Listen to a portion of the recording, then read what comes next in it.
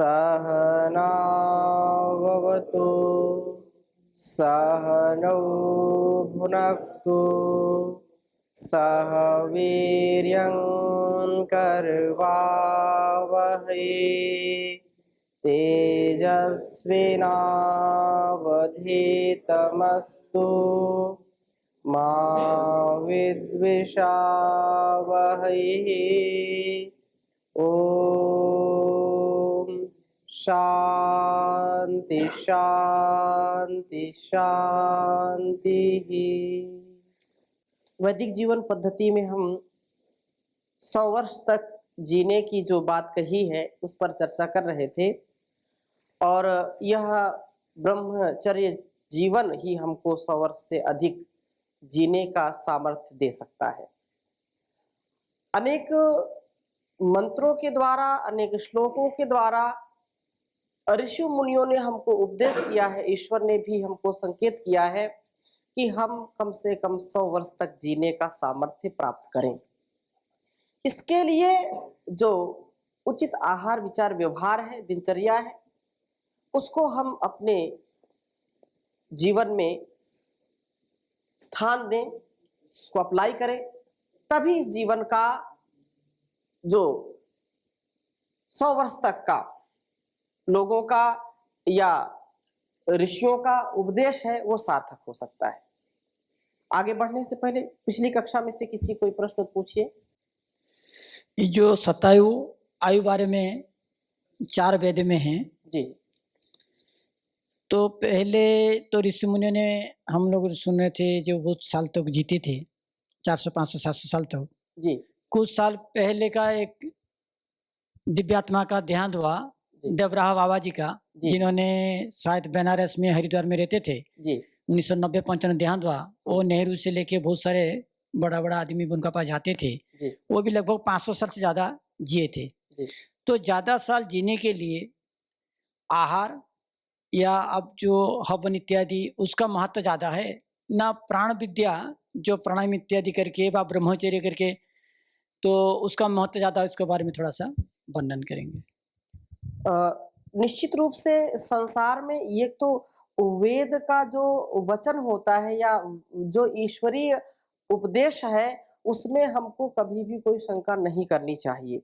हाँ, ये बात अलग है कि हम उसको किस दृष्टि से देखते हैं और उसके लिए कितना रिसर्च करते हैं, कितना उसके लिए हम त्याग भावना से, कितने समर्पण की भावना से उसको आत्मसात करते हैं।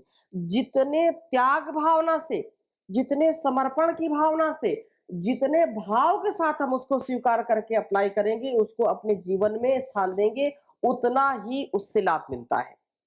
तो चाहे 300 वर्ष की बात हो, 400 वर्ष की बात हो या इससे भी अधिक जो महापुरुषों ने जीवन व्यतीत किया है, हम कभी भी ये नहीं कह सकते कि ना ये हो ही नहीं सकता। ये क्योंकि आज तक हम अपने जीवन को नहीं समझ पाए हैं, अपने अस्तित्व को नहीं समझ पाए हैं, तो उस परमात्मा की व्यवस्था को हम कैसे समझ सकते हैं। बहुत विशाल है।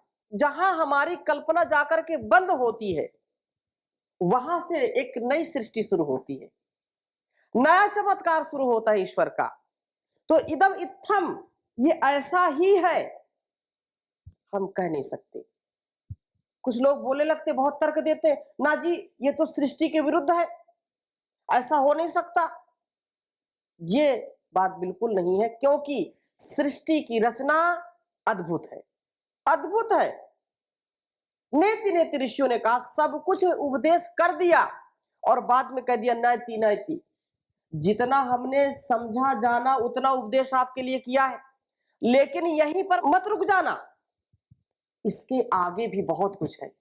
तो अपनी ऊहा से, अपने पुरुषार्थ से, अपने त्याग से, अपने ब्रह्मचर्य के पालन से, अपने प्राण विद्या के पालन से इसको और बढ़ाओ। तो जो बात आपने पूछी है इसमें संतुलित सबका योगदान है। जैसे पिछली कक्षा में भी हमने संकेत किया था, जैसे ऋषियों का संदेश है कि आहार, निद्रा और ब्रह्मचर्य ये तो होना चाहिए, परंतु उसके लिए योग विद्या, प्राण विद्या बहुत महत्वपूर्ण है, यज्ञ भी महत्वपूर्ण है, संतुलित आहार विचार व्यवहार भी महत्वपूर्ण है। जो संयमित मर्यादित जीवन जीता है वही व्यक्ति दीर्घ जीवन को जी सकता है। महर्षि भी इस पर लिखते हैं कि 100 वर्ष तक जीने का जो प्रमाण है वो तो दिया ही, 400 वर्ष की आयु में भी त्रायुषम एक वेद मंत्र आता है जिसमें लिखा कि इस त्रायुषम एक शब्द आता है, तो कहा कि इसकी 4 बार आवृत्ति होने से 300 वर्ष से अधिक 400 वर्ष पर्यंत भी आयु का ग्रहण किया है। इसकी प्राप्ति के लिए परमेश्वर की प्रार्थना करके और अपना पुरुषार्थ करना उचित है। विद्या विज्ञान से सहित आयु को हम लोग प्राप्त कर 300-400 वर्ष पर्यंत की आयु सुख पूर्वक भोगे, ऐसा यजुर्वेद में आता है। और सत्यार्थ प्रकाश में भी प्रमाण दिया है महर्षि ने, संतान अखंडित ब्रह्मचर्य सेवन से तीसरे उत्तम ब्रह्मचर्य का सेवन करके पूर्ण अर्थात 400 वर्ष पर्यंत आयु को बढ़ावे, वैसे तुम भी बढ़ाओ। ये महर्षि ने लिखा है सत्यार्थ प्रकाश में, और तीसरे समुल्लास में इसको देख सकते हैं। अनेक प्रमाण दिए जा सकते हैं। आयु सदाचार से बढ़ती है और दुराचार से घटती है। दुराचार से आयु घटेगी। आज का जो परिवेश है, दुराचार व्यभिचार तो बिल्कुल सामान्य सी बात हो गई है। आपको मुख मोड़ना पड़ेगा, इतना लोगों के अंदर की जो हीनता दीनता है वो प्रकट होती है। उनके संकुचित विचार, संकीर्ण जो विचारधारा है, और हमारी जो संस्कृति, हमारी जो सभ्यता थी, उसको हमने तिलांजलि दे दी। जो बाहर विदेशी लोग हैं उसको अपना रहे हैं। हजारों लाखों जो वैधर्मी वो सनातन धर्म को अपना रहे हैं, लेकिन जो सनातनी थे वो अपनी संस्कृति को छोड़ करके व्यभिचार और दुराचार में ही मजा ले रहे हैं। वो उसको समझते ही मजा है, अरे आज मजा ली है तो कल सजा भी मिलेगी। अपने जीवन को यदि ब्रह्मचर्य से युक्त, ऋषियों की परंपरा से युक्त बना करके जिएंगे तो हम सदैव उन्नत, उत्तम और उत्कर्ष पूर्वक जीवन जी सकते हैं। नहीं तो पतन से कोई बचा नहीं सकता। इसमें किसी ने कहा, प्रश्न किया कि पश्चिम सरदा शतम, जिस मंत्र की हम जो है व्याख्या कर रहे हैं, जिसको हम समझने का प्रयास कर रहे हैं, तो किसी ने कहा कि 100 वर्ष तक जीने की प्रार्थना की है, वेद ने 100 वर्ष तक जीने की आज्ञा नहीं दी है। तो उत्तर दिया महर्षि ने कि श्रीमान जी, वेद में 100 वर्ष तक जीने की प्रार्थना की है, तो क्या वेद हमसे जो है मिथ्या प्रार्थना कराता है? यदि कोई 100 वर्ष तक जी ही नहीं सकेगा तो 100 वर्ष तक जीने की प्रार्थना क्यों करे? क्या वेद में असंभव प्रार्थना है क्या? ऐसा ऋषि ने कहा। अर्थात वेद में एक भी शब्द अनर्थक नहीं होता, वो अनावश्यक नहीं होता है। जो भी वेद में बीज रूप में जान दिया है वो पूर्ण सार्थक होता है, सार्वभौमिक होता है, पूर्ण वैज्ञानिक होता है।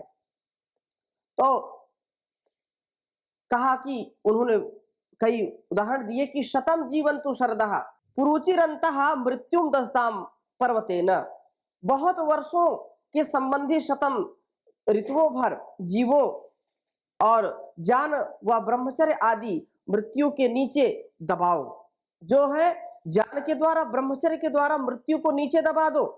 अर्थात महर्षि दयानंद ने इसका भावार्थ करते हुए लिखा कि जो लोग दूसरे के पदार्थ को नहीं लेते, यहाँ पर महत्वपूर्ण बात है जो आपने पूछी है, जो लोग दूसरे के पदार्थों को नहीं लेते हैं वे निरोग होकर के 100 वर्ष तक जी सकते हैं और ईश्वर की आज्ञा के विरोधी नहीं होते हैं।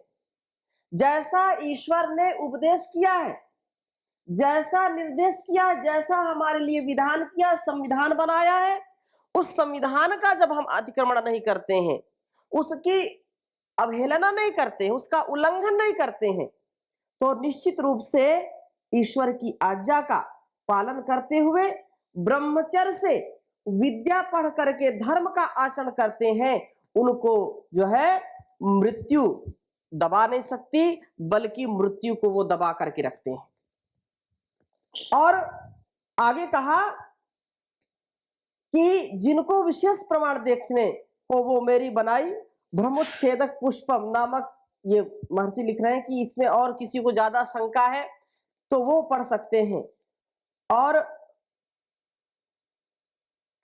निश्चित रूप से हमारे जीवन में यह होना ही चाहिए कि जो ईश्वर का उपदेश है, जो आदेश है, उसको हम आत्मसात करें, तभी हमारा जीवन बहुत अच्छा श्रेष्ठ बन सकता है।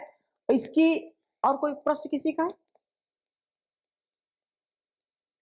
जी जी स्वामी जी, जी पिछली कक्षा में चर्चा के दौरान आई कि वीर्य जीवन का सार है। जी तो शरीर का सार या भोजन का सार क्या है? जैसे हमारे मन में एक प्रश्न आया कि जीवन का सार तो आचरण होना चाहिए, शरीर का सार, चूंकि वीर्य से शरीर की रक्षा होती जी है न कि जीवन की। बिल्कुल। ऐसा एक प्रश्न है। ये थोड़ा सा- कभी अतिशयोक्ति में वो बात बोल दिया भाई, जीवन का सार क्या है? वीर। वीर से तात्पर्य है कि यदि व्यक्ति का उत्साह भंग हो गया, वो बिस्तर पर पड़ा है और वो उठ नहीं सकता है, कार्य नहीं कर सकता है, एक गिलास पानी भी नहीं ले सकता है, तो उसको जीवन कह सकते हैं क्या? वो तो जीते जी मृत्यु ही तो है। और जब उत्साह से वो व्यक्ति हर समय उत्साहित रहता है, प्रफुल्लित रहता है, उसको मन में आता है कि मैं, मुझको जो भी कार्य देंगे मैं झट से करता हूं, तो यही जीवन है। जीवन यदि हम उसको कहें कि बिस्तर पर पड़ा रहे, उसको यदि जीवन कहेंगे तो फिर जीवन जीवन नहीं रहेगा। वो तो फिर कुछ लोग फिर बाद में बोलने लगते हैं कि भगवान इसको जल्दी उठा लो, कम से कम है, जल्दी इसको बुला लो, क्योंकि ऐसी दशा हम देख नहीं सकते। तो वो शरीर तो वहां भी है, लेकिन उत्साह नहीं है। क्यों उत्साह नहीं? क्योंकि अंग शिथिल हो गए, कार्य नहीं करते हैं। जैसे कह दिया कि आयुर्वै घृतम, आयुर्वै घृतम, आयु घी है, मतलब घी ही आयु है। अब घी तो आयु नहीं हो सकता, लेकिन उसको खाएंगे, पचाएंगे तो वो आयु बढ़ाएगा। जल ही जीवन है। अब जीवन अलग है, जल अलग है, लेकिन उसका प्रयोग करते हैं। तो वीर ही जीवन का सार है। सार का मतलब उस सारे शरीर में ऊर्जा का संचार करने वाला है, सारे कर्मों को कराने का सामर्थ्य रखने वाला है। श्रेष्ठ कर्मों को कब कर सकते हैं? जब आपके अंदर दम है, और जब तक दम है व्यक्ति को बेदम नहीं होना चाहिए। दम है तो फिर निश्चित रूप से सारे कार्य कर सकते हैं। इसलिए कहा कि यदि क्योंकि कोई ऐसा तो है नहीं कि भाई ये शरीर में इस भाग में वीर की थैली बंधी हुई है, उसको निकाल दिया। तो शरीर, पूरे शरीर में जो है ऊर्जा का संचार कौन करता है? हमारा जो वीर रूपी धातु है।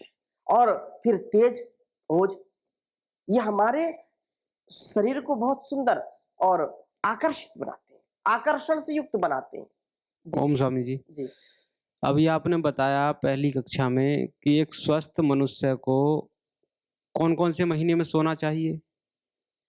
स्वस्थ मनुष्य को मतलब कोई ये नियम नहीं है कि सोना ही चाहिए। कहने का आशा ये है कि जब बहुत लू चलती है जी और दिन बड़ा होता है, जी उस समय व्यक्ति को लू में बाहर नहीं जाना चाहिए, तो घर में विश्राम थोड़ा सा करें भोजन के बाद, ठीक है। जी लेकिन सर्वथा कि नहीं सोना ही चाहिए ऐसा नहीं है। नहीं, कंपलसरी तो नहीं है, लेकिन कंपलसरी नहीं है, कोई ये आवश्यक नहीं कि सोना ही जरूरी है। अगर वो सो सकता है, सो सकता है, हाँ, लेकिन सोए ही ऐसा नहीं है। उसका मन नहीं है सोने का तो जबरदस्ती सुलाएंगे क्या उसको? जी जी, जी तो मई जून के महीने में, मई जून के महीने में थोड़ा सा सो सकते हैं, आधे घंटे का विश्राम कर सकते हैं। जी। लेकिन ब्रह्मचारी को तो वो भी ना करे तो और उचित है, अच्छा है, क्योंकि गृहस्थी, इससे स्वभाव बनता। देखो जी, जी। 3-4 चीजें बढ़ाने से बढ़ती हैं जी और घटाने से घटती हैं। जी पहली बात, यदि आप भूख को संतुलित रखेंगे, भूख को घटाएंगे तो भूख घटेगी। यदि आप भूख को बढ़ाएंगे तो व्यक्ति को फिर मन में जो है, जैसे बकरी होती है ना, तो खूब पेट उसका भरा होता है, लेकिन उसके सामने जैसे कोई चीज आई तुरंत उसको मुंह में डाल लेती है। तो व्यक्ति को बकरी नहीं बनना चाहिए। भूख को जितना कम कर सकते हैं, कम का मतलब संतुलित करना तो उचित है। भूख को जितना बढ़ाएंगे बढ़ेगी, निद्रा को जितना बढ़ाएंगे बढ़ेगी, और वासनाओं को जितना, काम को जितना बढ़ाएंगे उतना वो बढ़ेगी। कोई उसमें संशय नहीं है। व्यक्ति कोई 5 घंटे 6 घंटे में सो करके पूर्ण तृप्ति को प्राप्त करता है कि भाई ठीक, बहुत अच्छा सो गए, अब आलस्य नहीं। कोई 6 घंटे क्या 10 घंटे भी सोता है तो भी लगता है कि और सोए उसको। वो 12 घंटा सोता है, फिर कोई 18 घंटा सोता है। तो 3 चीजें हमेशा संतुलित रखनी चाहिए। यदि हम इनको बढ़ाएंगे तो बढ़ेंगी, घटाएंगे तो घटेंगी। संतुलित रखने की हमको हमेशा उसके लिए पुरुषार्थ करना चाहिए। ठीक है। एक मंत्र को और हम यहां पर आपके समक्ष रखते हैं। अथर्ववेद का ही मंत्र है कि व्यक्ति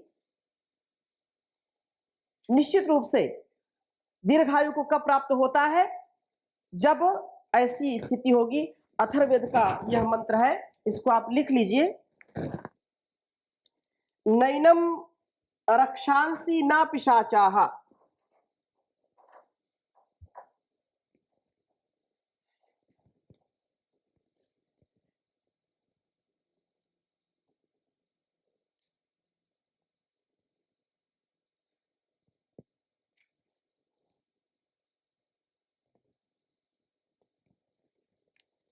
नैनम रक्षांसि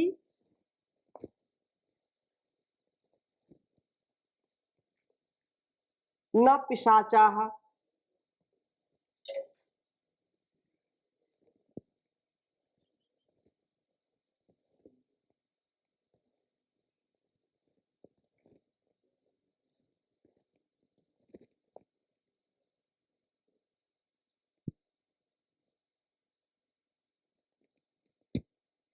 सहन्ते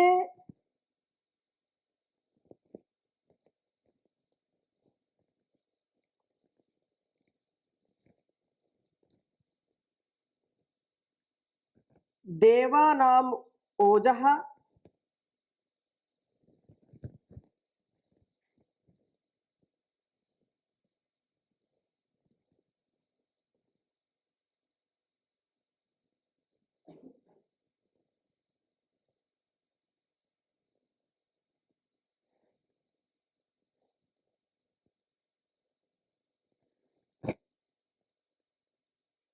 देवानाम ओजः। एक और थोड़ा सा इसमें बढ़ा दीजिए।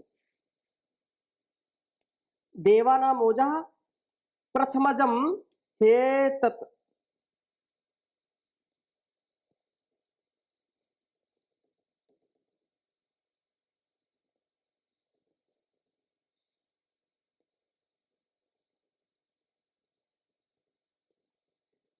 प्रथमजम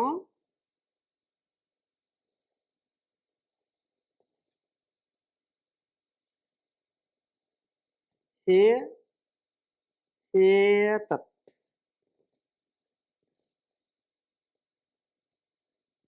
और आगे कहा यो बिभर्ति दाक्षिणायनम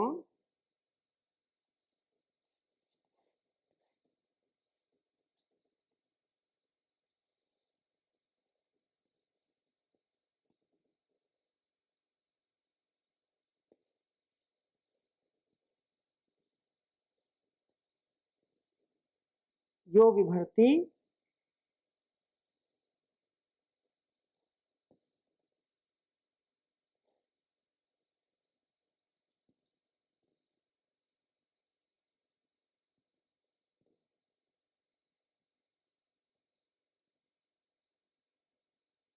हिरण्यम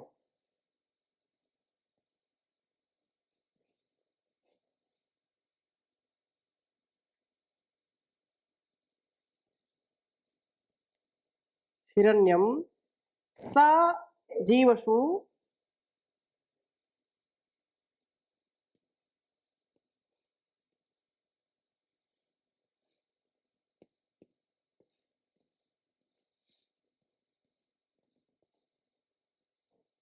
स जीवशु कृणुते दीर्घमायुः।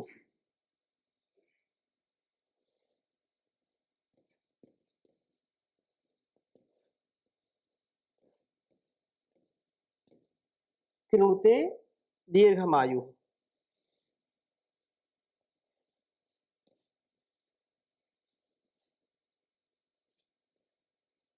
अथर्ववेद का ये है मंत्र, विशेष हमको उत्साहित कर रहा है। उच्चारण करेंगे। ओम नैनम नैनम रक्षांसि न पिशाचाः सहन्ते देवानामोजः प्रथमजं ह्येतत् यो बिभर्ति दाक्षायणं हिरण्यं स जीवशु कृणुते दीर्घमायुः।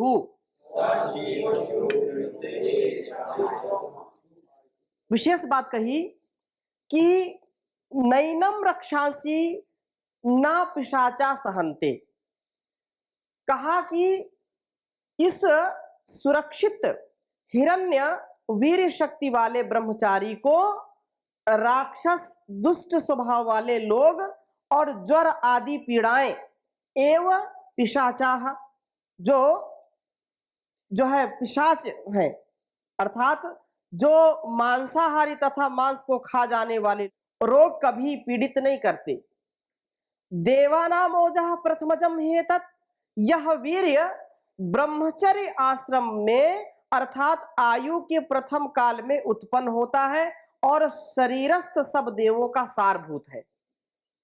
शरीरस्थ सारे देवों का क्या है? सारभूत है। शरीर में जो हमारे अंदर देव काम कर रहे होते हैं, क्योंकि ये हमारी इंद्रियां क्या है? सारी देव है। क्या है? ये देव है। ये आंखें, ये कान, ये सब देव है। ये हमको जान देते हैं, हमारा जो स्वभाव है हमारे लिए वो कार्य करते हैं। ईशोपनिषद का स्वाध्याय करते समय आपने पढ़ा है कि ये जो अनेजदेकम मनसो जवीयो, अनेजदेकम मनसो जवीयो नैना देवा आपनुवन पूर्वमर्षत् तद्धावतो नात्येति तस्मिन्नपो मातरिश्वा दधाति। ये सारे शरीर के जो देव हैं, देवा आपनुवन नापनुवन, ये देवता उसको अर्थात हमारे यहाँ पर मेरे कहने का तात्पर्य है कि हमारे अंदर के जो देव हैं, जो हमको व्यवहार करने में सहायता प्रदान करते हैं, हमारे जीवनी शक्ति को सुदृढ़ बना के रखते हैं, चाहे वो घ्राण शक्ति हो, श्रवण शक्ति हो, दर्शन शक्ति हो, रसन शक्ति हो, स्पर्श शक्ति हो, ये क्या है? ये हमको जान कराती है देवता के समान है। और उनका सार क्या है? वीर्य है। जीवन ये सारे देवताओं का, शरीरस्थ सारे देवताओं का सारभूत है क्या? वीर्य। यदि वीर्य हमारा स्थित है, वीर्य हमारा स्थिर है, तो ब्रह्मचर्य का यदि पालन करते हैं तो हम असमय में कभी भी बुढ़ापे को प्राप्त नहीं करेंगे। हमारी दृष्टि जब तक जिएंगे तब तक बिना जो है चश्मे के भी चल सकती है। हाँ, हो सकता है कि किसी कारणवश किसी शरीर में किसी प्रकार का तत्व कम हो गया, तो उससे दोष आ गया, तो उससे शरीर का क्षरण होता है, हानि होती है। परंतु ये विशेष बात कही, यो दाक्षायणम हिरण्यम बिभर्ति, जो व्यक्ति सब प्रकार की उन्नतियों के कारणभूत रोग क्रमी विनाशक इस वीर को धारण करता है, वह जीवेशु दीर्घम आयु कृणुते, प्राणियों में दीर्घ आयु को प्राप्त होता है। जो मंत्र में बात आई ना, हिरण्यम सा जीवशु कृणुते दीर्घम आयु, वो 100 वर्ष से भी अधिक जी सकता है यदि उसके अंदर यह सुरक्षित वीर्य शरीर की जीवन शक्ति को बढ़ा देता है, जिसके कारण रोग आदि का आक्रमण नहीं होने पाता है। दुष्ट और हिंसक व्यक्ति भी उसका कुछ भी बिगाड़ नहीं पाते हैं। कितनी महिमा इसकी गाई जाए। हमने ब्रह्मचर्य के ऊपर लगभग 72 एपिसोड किए हैं, लेकिन आज हम इसको पढ़ रहे हैं तो इसमें बड़ी रुचि लग रही है कि कितना ईश्वर ने हमको उपदेश किया है, कितना जीवन के जीने के लिए कितनी कला सिखाई है, लेकिन लोग जो है ऐसे स्वाध्याय को करते नहीं है। जहां पर व्यक्ति का मन नहीं जाना चाहिए वहां पर जाता है, तो ऐसे जीवन हमारा नष्ट हो जाता है। कितना सार दिया है इस जीवन के लिए, जीने का आधार दिया है। हम अनुभव कर सकते हैं कि जितनी शिक्षा, जितनी सुव्यवस्था भारतीय मनुष्यों ने हमको दी है, जितने महापुरुषों ने इस जीवन को जिया, ऋषि मुनियों ने जीवन को जिया है, हमारे पास सैकड़ों, हजारों, लाखों ऐसे आदर्श हैं, और दूसरे देशों में तो ये भी नहीं है। इसलिए इसको हमको समझना चाहिए। यद्यपि बच्चे के जन्म से ही रस, रक्त आदि 7 धातुओं का निर्माण प्रारंभ हो जाता है, परंतु इस सप्तम धातु की अभिव्यक्ति 14वें वर्ष से होती है। इस समय इसे सुरक्षित कर इसकी पुष्टि करनी चाहिए। सुरक्षित वीर्य सभी धातुओं को पुष्टि कर रोगों से रक्षा करता है। आयु के प्रथम भाग में ब्रह्मचर्य पालन की और विशेष ध्यान देना चाहिए। जो प्राणी जितना अधिक विषय वासना को संयमित रखते हैं, उनकी आयु उतनी ही लंबी होती जाती है। और आयु के प्रथम भाग में जितने वर्ष तक वीर्य को खंडित होने ना दिया जाए, उससे 4 गुनी आयु की प्राप्ति होती है। ऐसा अनुभवी लोग का कहना है। मरणम बिंदुपातेन जीवनम बिंदु धारणात्। ब्रह्मचर्य की जब हमने व्याख्या की थी तो हमने इसको बहुत स्वाध्याय मिलाया था। निश्चित रूप से यदि जो पिछली कक्षाओं में भी चर्चा हुई कि प्रथम ब्रह्मचर्य तो कम से कम 25 वर्ष का होना चाहिए। 25 हमारा ये उत्तरदायित्व है, माता पिता गुरु आचार्यों का। माता पिता भी अपने बच्चों को शिक्षा करें कि यदि 100 वर्ष तक उनको जीना है, 100 वर्ष तक जीने की कला सीखनी है, तो उनके सामने ऐसी कोई कुचेष्टा ना करें कि जिनसे उनके अंदर अब्रह्मचर्य आए। उनको ऐसी सुशिक्षा करें कि कम से कम 25 वर्ष तक वीर स्खलन ना हो, वो ब्रह्मचर्य का पालन करे। 25 वर्ष का यदि कोई युवक अखंड ब्रह्मचर्य का पालन करता है तो 100 वर्ष तक जीने का अधिकारी हो जाता है, चाहे युवक हो चाहे युवती हो। तो बहुत अच्छा यह प्रसंग चल रहा है, आगे और हम इसकी चर्चा करेंगे। अभी यहीं पर विराम देते हैं। ओम शांति शांति शांति।